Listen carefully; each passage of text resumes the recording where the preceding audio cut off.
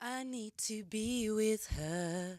She's calling me. I need to go back home where I am free. My childhood memories, where I believe, take me by the hand to motherland, motherland. Hi, I'm Manjit. This is day 27 of Live Music Is. I'm a singer-songwriter. I play a little bit of keys, a little bit of guitar, and I produce as well as program. Live music is expression, being yourself, letting your soul amplify, and your soul speak to the world. My mom was my biggest influence because growing up, my first musical experience was singing in the temple with her on stage with a harmonium, singing Indian shabds, Indian Sikh hymns, basically. As an artist, the best live music experience I've ever had is singing a song and having 2 or 3 people after the show come up to me and tell them how it touched them in a different way. The first most important song I'd say I've written that kind of made me recognize what that music was, my soul, and something that I have to do, that I am an artist and have to express myself, was a song I wrote called Motherland.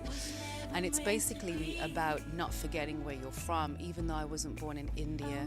It's about my mother, where she's from, not forgetting your roots and history. And that's, any one of us, no matter what we do and where we go in life, it's about being true to yourself, living your passion, listening to your inner voice.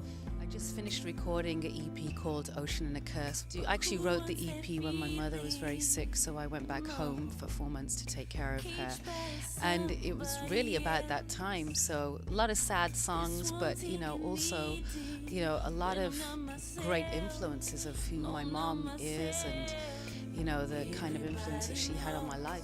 One of the song titles is called Holding On to Smoke, and that's a song about when there's something that you want and it's not yours to have, and it's time to let go of that. It's that whole kind of struggle that we have of knowing whether it be a person in your life, whether it be a job or something that you're doing that you're not happy with, and it's time to make that change, or time to accept the circumstances for what they are.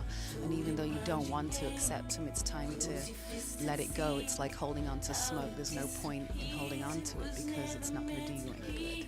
An institute that I'm very interested in getting involved in is the Gerson Institute, and I've read a lot about this institute.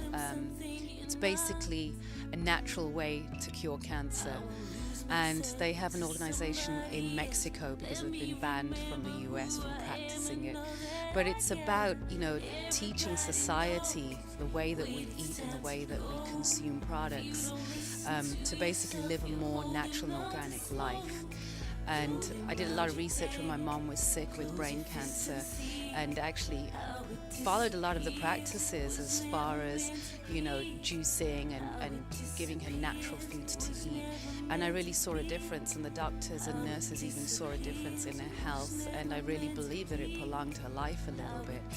And this is something that I feel very strongly in campaigning for, in that there are other ways apart from pumping drugs in your body and, living this life of consuming pill after pill after pill to get better.